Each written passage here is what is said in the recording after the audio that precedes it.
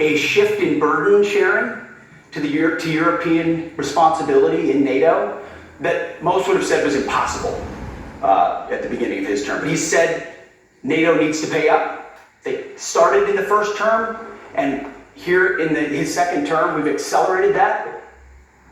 32 NATO countries committed to spending 5% of their GDP on defense, on actually investing in the NATO alliance.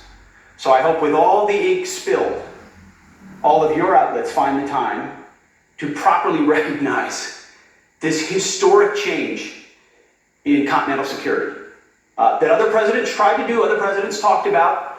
President Trump accomplished it. It's a huge deal.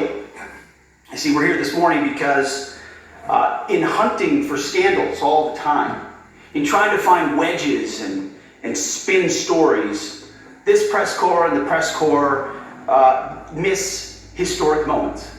You miss historic moments like 5% at NATO, which when you hear, I was in the closed-door briefing, I wish there could have been cameras in there. When you heard the prime ministers and presidents of other countries, to a man and to a woman, looking at President Trump and saying, this never could have happened, never would have happened. It seemed impossible 5 years ago, 2 years ago, 8 years ago. But here we are because of your leadership. If you ask them the question, I bet they'd say the same thing. But searching for scandals, you miss historic moments, like recruiting at the Pentagon. Historic levels in the Army, the Air Force, and the Navy. Yeah, maybe there'll be a little mention here or there, but because it was under President Trump's leadership, because Americans are responding to him as commander-in-chief, the press corps doesn't want to write about it.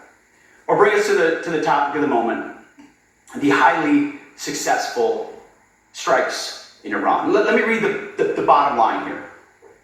President Trump directed the most complex and secretive military operation in history, and it was a resounding success, resulting in a ceasefire agreement and the end of the 12-day war.